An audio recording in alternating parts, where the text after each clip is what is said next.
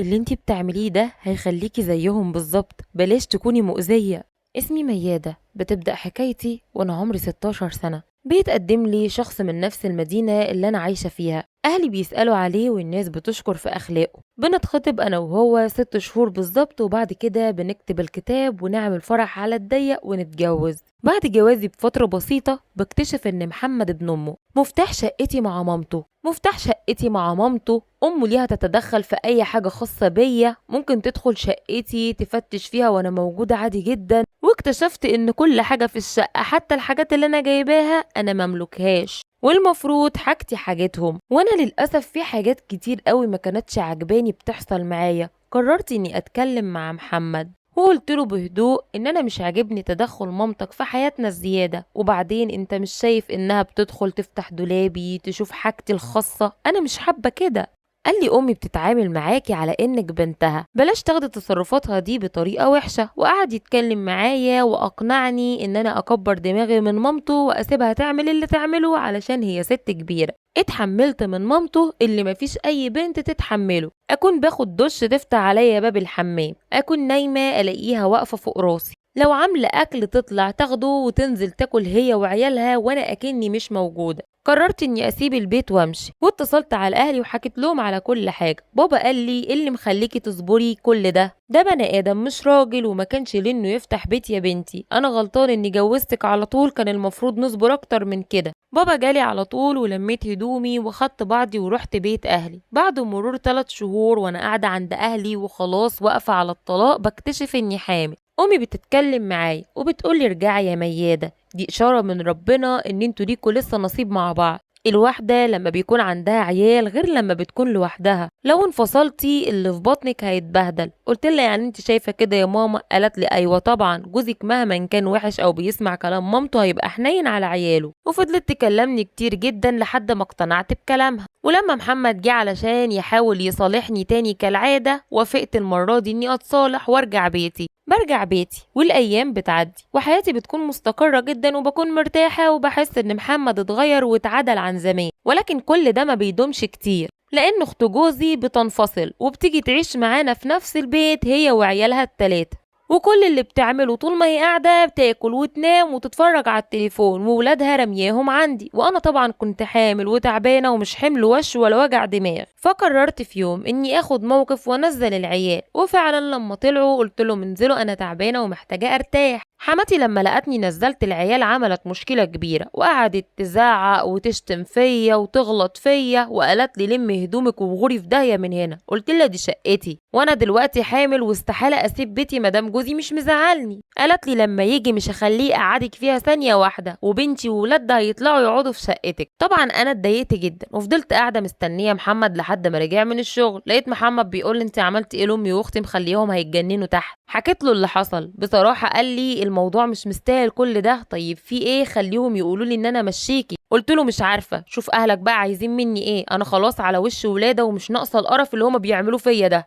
انا تعبت من اللي بيحصل حواليا، وانت دايما بتقف في صف اهلك وسايبني. قال انا ولا بقف في صفك ولا في صفهم، انا بقف مع الحق. قلت له ايوه ما انا عارفه انك حقاني. قال لي طيب انا هنزل اتكلم مع امي علشان اهديها لانها مصممه انك ما تباتيش في البيت. ونزل اتكلم مع امه وطلع قال لي بقول لك ايه يا مياده، معلش لمي هدومك وروحي اقعدي عند اهلك شهر او 2، كده كده انت حامل وتعبانه ومش قادره تخدمي نفسك وعايزه اللي يخدمك ويكون جنبك. بصيت له باستهزاء لاني كنت واثقه انه هيسمع كلام امه كالعاده، ودخلت لميت هدومي ورحت بيت اهلي. بتمر الايام وبيجي ميعاد ولادتي. محمد بيجي معايا عند الدكتوره بتاعتي علشان نتفق على ميعاد الولاده. الدكتوره بتتفق على ميعاد الولاده وكمان بتتفق على مصاريف الولاده. بعد ما محمد بيتفق معاه على كل حاجه بياخدني ونروح. واحنا مروحين في الطريق لقيته بيقول لي ده الولاده طلعت غاليه قوي وانا مش معايا فلوس. قلت له لا انت معاك يا محمد، بس عايز تولدني في مستشفى حكومه زي ما مامتك طلبت منك، وانا بقى المره دي مش هسكت، ولو وقفت على طلاقي مش هعديها. لقيته بيبص لي بضيق وبيقول لي هو انت كل شويه امك انت عايزه مني ايه؟ عايزاني اروح اتخانق انا وامي يعني؟ انا بفضفض معاكي وبقول لك ان مش معايا فلوس. قلت له وانا ست جحده ومش بنت اصول ومش هقف جنبك وهولد في مستشفى خاصه برضه. قال لي يعني ايه؟ قلت له يعني روح بيع تليفونك الغالي ده وولدني، ولحد ما تجهز فلوس الولاده انا قاعده عند مامتي. ومش حضرتك سمعت كلام ماما ومشيتني؟ لقيته اتعصب وقال لي هو انت بتتريقي ولا ايه؟ قلت له ايوه بتريق، ما انت كل ما مامتك تقول لك حاجه تسمع كلامها وتعملها، حتى لو قالت لك اطلع اضرب مياده هتطلع تضربني عادي من غير تفكير. انا بقيت بكرهكم كلكم بسبب اللي بتعملوه معايا، لولا ابني والله ما كنت قعدت معاك ثانيه. وسبته ومشيت. بيعدي 3 اسابيع بالظبط وبيجي يوم الولاده وبروح اولد في المستشفى اللي انا بختارها. بعد ما بولد وببقى تمام وبحس ان انا اتحسنت كتير، محمد بيجي يقعد جنبي وبيقولي دلوقتي بقيتي احسن؟ قلت له الحمد لله. وبعد كده بصيت له وقلت له هو مش انت كنت بتقول ما معكش فلوس؟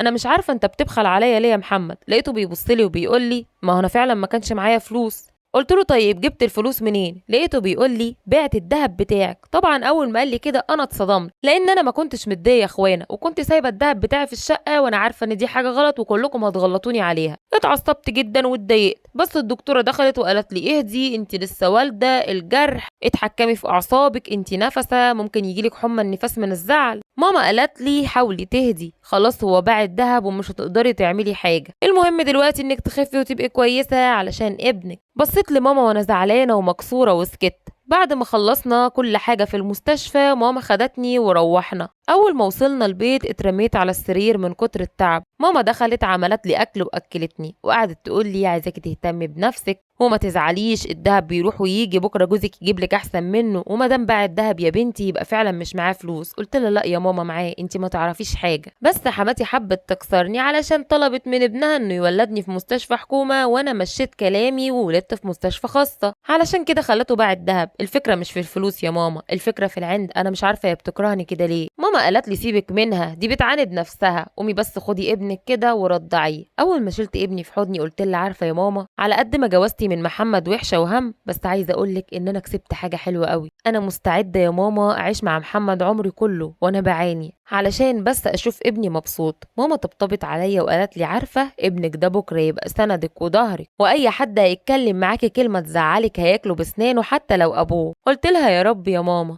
بتعدي الأيام ومحمد بيرفض يعمل لابني أسبوع وبيرفض يعمل عقيقة، وده برضو علشان مامته قالت له لأ احنا مش هنعمل ولا عقيقة ولا أسبوع، عايزين يعملوا من فلوسهم، كفاية علينا الولادة اللي صرفت قد كده. واخته قعدت تقومه عليا وتقول له بقول لك ايه، أنا والدة 3 في مستشفى حكومة وعمري ما اشتكيت، وفي الآخر طلقني، إنما انت هبل، مراتك معفنة ومش نظيفة وهملاك وأغلب الوقت عند مامتها وانت شايلها على راسك وبتديها مصروف كل شهر، وكل اللي هي عايزاه تحت رجليها كتكنيلة مطمعة فيك. كلامهم ده خلى محمد يغير رأيه في حاجات كتير قوي كان متفق عليها معايا، ومن ضمن الحاجات دي انه كنسل السبوع وكمان العقيقة. اول ما قال لي كده انا زعلت وقعدت اعيط. بابا قال لي ما تزعليش، مادام هو مش هيعمل لابنه انا هعمل لك، وفعلا عملنا اسبوع كبير جدا وعقيقة وما عزمناش ولا محمد ولا اهله. والحركة اللي انا عملتها دي خلت العداوة تزيد ما بيننا اكتر والمشاكل تكتر. بعد مرور 41 يوم بقرر اني ارجع شقتي وبتصل على محمد وبقوله تعالى خدني. قال لي ماشي انا جايلك في الطريق، وفعلا جه خدني على طول. ومن اليوم ده يا جماعة وحياتي اتقلبت 180 درجة للأوحش. المشاكل زادت بشكل فظيع، حماتي بقت تغلط فيا وأحيانا تمد إيديها، واخت جوزي تدلق لي زبالة على السلم، تستنى اني انشر وتدلق لي تراب على الهدوم، ودايما يطلبوا ان هما ياخدوا الولد، ولما ياخدوه الولد يطلع لي وشه أزرق وإيديه مزرقة زي ما يكون حد قرصه أو حد عضه. ولما سألت حماتي مين اللي عمل في ابني كده لقيتها بتقولي ابن عمته الصغير. قلت لها طيب مادام انتي قلتي عايزه الولد ليه مش بتخلي بالك منه؟ قالت لي هعمل لهم ايه يعني عيال؟ قلت لها لا انا ابني لسه عنده شهور وابن بنتك كبير، لو حصل حاجه زي كده تاني انا هضرب لك ابن بنتك. اخت جوزي لما لقتني منفعله وبقول الكلام ده خرجت وقعدت تزعق معايا وتقول لي طيب ابقي وريني كده هتمدي ايدك عليه ازاي. قلت لها انا قلت اللي عندي يا هبه، لو جيتي يمت ابني تاني انتي او ابنك والله العظيم ما هسكت لكم، انا عارفه ان انتوا مش بتحبوني بس ده طفل يا ناس. هبه قالت لي بعند ده ابن اخويا وانا ليا فيه اكتر ما انتي ليكي، واعمل فيه اللي انا عاوزاه، اضربه اعضه اقطعه حتت بقى دي حاجه ما تخصكيش. كلامها استفزني قوي وقلت لها بعصبية: يوم ما تمدي ايدك على ابني او تبصي له بعينيكي والله العظيم لاكلك بسناني. قالت لي: تاكلي مين يا بت انتي؟ طيب تعالي لي بقى. ونزلت فيا ضرب، وانا طبعا ما سكتلهاش، زي ما كانت بتضربني كنت بضربها. وبصراحة في اليوم ده ضربتها جامد جدا، وهي كمان ضربتني جامد جدا. حماتي لما لقتنا ماسكين في بعض والناس اتفرجت علينا اتصلت على محمد جابته من الشغل. اول ما محمد جه سابت غلط بنتها ومسكت في غلطي، وقالت لابنها: على جثتي البت دي تقعد في بيتي او تقعد على ذمتك ثانية واحدة. ميادة هتخرج من البيت بطولها. قلت لها: يعني ايه بطولي؟ انا كده كده مش عايزه ابنك ولا عايزه بيتكم ولا عايزه عيشتكم، انا هاخد ابني وامشي وكل واحد فينا يروح لحاله. قالت لي: لا يا عين امك والله العظيم لحرق قلبك على ضناكي. قلت لها: يعني ايه هتحرقي قلبي على ضنايا؟ انا عايزه الواد عشان لسه صغير وعمره شهور ومش هينفع اسيبهولكوا. قالت لي: وانا قلت اللي عندي، هتخرجي لوحدك وابنك مش هيروح معاكي. قلت لها: طيب وانا مش خارجه. قالت لي: هتخرجي غصب عنك. وقعدت تزق فيا هي وبنتها لحد ما رموني بره بهدوم البيت. واحده من الجيران جابت لي عبايه وقالت لي: روحي بيت اهلك وخلي اهلك يجوا يجيبولك ابنك. روحت وانا دمعتي على خدي، مش قادره اتحمل ان طفل عمره 4 شهور بس يكون مع ناس مفتريين ما يعرفوش ربنا. اول ما وصلت البيت انهارت من العياط، وفضلت اعيط بحرقه واقول لبابا: ابني يا بابا، ابني صغير هيموتوه يا بابا، دول ما بيحبونيش وما بيحبوهوش. بابا طبطب عليا وقال لي: ده ابنهم، اهدي يا ميادة ما تعمليش في نفسك كده، وانا هروح اجيبهولك واجي. وفعلا بابا راح علشان يجيب لي ابني، بس هم بهدلوه وفرجوا عليه الناس في الشارع وغلطوا فيه جامد جدا، حتى محمد هو كمان غلط فيه. في اليوم ده بابا رجع وهو زعلان ومكسور، وقال كده خلاص مفيش رجوع تاني للناس دول. وراح اتكلم مع ناس من البلد علشان يقعدوا معاه ويحاولوا يحلوا الدنيا ويرجعوا لي ابني، بس هم كانوا عايزين يكسروني ويوجعوني بالواد وما رضيوش يرجعوه. لما فقدت الامل قلت لهم انا هروح ارفع قضيه، وفعلا رحت لمحاميه علشان خاطر اعمل اي حاجه ارجع بيها ابني. لقيتها بتقول لي: المحاكم حبالها طويلة وانت كده هتطولي قوي علشان ترجعي ابنك، حاولي تحلي بين ودي لحد ما نشوف هنعمل ايه. قلبي في الفترة دي كان مقبوض، كنت خايفة على ابني ودايما بحلم بيه بينادي عليا ويعيط. 7 ايام ابني بعيد عن حضني، ال7 ايام دول كانوا بالنسبة لي زي ال7 سنين بالظبط. في يوم بابا رجع من الشغل بدري، كانت عيونه حمرا ومليانة دموع. بصيت له وانا مرعوبة وقلت له: في ايه يا بابا؟ مرضيش يرد عليا. قلت له وانا حاسه بغصه في قلبي: يزن في ايه يا بابا؟ اتكلم ابوس ايدك انا مش قادره. لقيته بيشدني في حضنه، بس انا في الوقت ده ما كنتش عايزه حد يلمسني. زقيت بابا غصب عني وقلت له: يا بابا يزن في ايه؟ قال لي: ارتاح، راح للي خلقه. مات يا بابا، مات وسابني، سندي وظهري يا بابا مات. موتوه ازاي يا بابا؟ انا عايزه اشوفه. بابا قال لي: اصبري وانا هوديكي. قلت له: مش هصبر. وطلعت اجري وانا من غير حجابي ومن غير ما البس اي حاجه في رجلي. خدت الطريق من بيتنا لبيت محمد وانا عماله اصوت ونادي على ابني. كنت عماله اقول: سبتني ليه يا روحي؟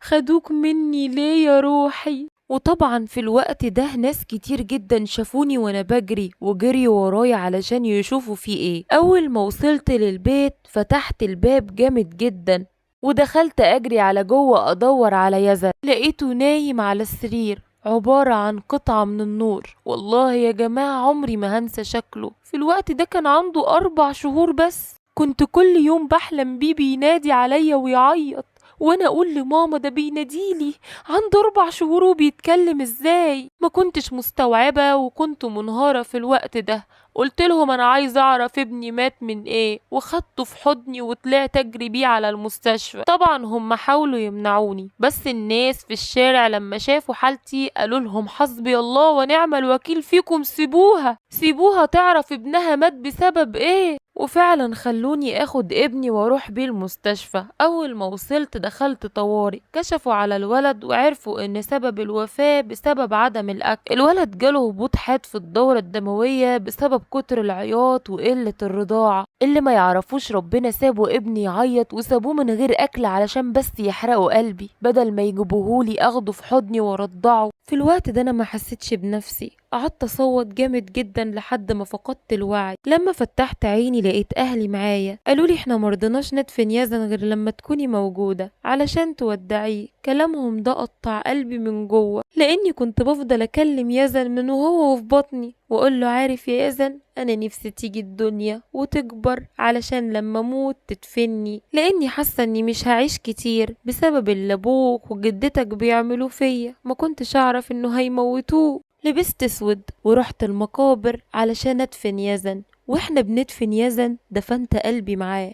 ومن اليوم ده قررت انتقم. اول حد في القايمة بتاعة الانتقام الخاصة بيا كان اخت جوزي. رحت الهاكر وخليته يهكر لي تليفونها واديته مبلغ كويس. لما دخلت على التليفون بتاعها اكتشفت انها ليها علاقات بالشباب كتير جدا. عملت سكرينات للمحادثات وخدت صور ليها بلبس البيت كانت متصوراها للشباب اللي بتكلمهم، ورحت لشخص ليه في تعديل الصور. بس بقول لكم ايه، اللي يشوف الصورة ما يصدقش ان دي صورة تركيب او صورة معدلة. اديته مبلغ محترم وخليته عمل لي كام صورة لاخت جوزي زي الفل. خدت الصور والمحادثات ونزلتهم بحساب فيك على جميع مواقع التواصل الاجتماعي. وطبعا طليقها اول ما شاف الصور بتاعتها والمحادثات قرر ان ياخد عياله، ولانها خلاص سمعتها بقت مش تمام ما تقدرش تاخد ولادها حتى لو راحت رفعت قضية حضانة. وزي ما اخت جوزي حرمتني من يزن، انا كمان حرمتها من ال3 عيال، لان جوزها خد العيال وسافر المحافظة اللي هو منها. وطبعا هو اتفق مع قرايبها اللي كلهم اتبروا منها اصلا انها ما تجيش المحافظة عنده، لانها لو جت هيقتلها.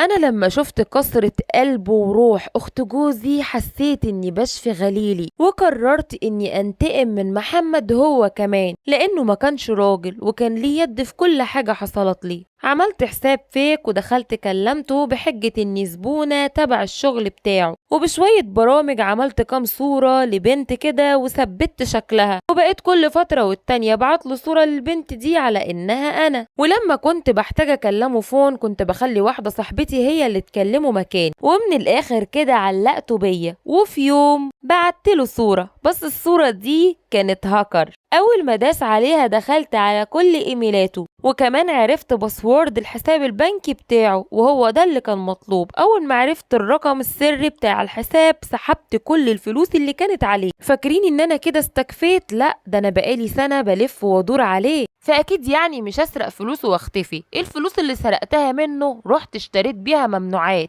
واشتريت كمية محترمة تدخله السجن وما تخرجهوش، وخليت واحد يحطها له في العربية. ولان محمد في السليم ما اداش خوان، وبرضه انا كان بقالي فترة طويلة بتكتك واخطط، لاني قعدت انتقم منهم في الديرة لمدة 2 سنين. اول ما اتاكدت ان الممنوعات بقت في شنطة العربية بلغت عنه، واتقبض عليه في اول كمين قبله، ومن اول جلسة خد 12 سنة سجن، لان كمية الممنوعات كانت كبيرة جدا. بعد ما اتاكدت ان هبة اخت محمد قلبها محروق على عيالها، وكمان محمد مش هيشوف نور الشمس تاني، قررت اروح لحماتي. وده كان اكبر انتقام منها، لاني وقفت قدامها وقلت لها انا اللي حرقت قلب بنتك، وانا اللي حرقت قلبك على ابنك، واحب اقولك اني لسه زي ما قتلتوا ابني بدم بارد هموتكوا كلكم على حياة عينكم. وسبتها ومشيت. ما عداش بالظبط شهر على اليوم ده ووصل لي ان ام محمد ماتت. طبعا انا اول ما سمعت الخبر ده حسيت بسعادة لا توصف، وقررت اني البس واروح لحبيبي اللي تحت التراب، وقعدت اتكلم معاه وقلت له انا جبت لك حقك، ومن النهارده انا هعيش حياتي واتجوز علشان اجيب لك اخوات واحكي لهم عنك وعن حلاوتك وجمالك. ومن اليوم ده وانا قررت اعيش حياتي لنفسي وبس، مع ان امي كانت معترضة بسبب اللي بعمله. اصلا انا دفنت نفسي سنين علشان اقدر انتقم منهم واجيب حقي وحق يزن. بس انا دلوقتي حاسة براحة ومبسوطة، وعايزة اقول لكم اني والله العظيم قصتي حقيقية، وكل حاجة حكيتها لكم انا عملتها في محمد واهله. عارفة ان في كتير منكم مش هيصدق، بس ربنا يكفيكم شر قلب ام محروق.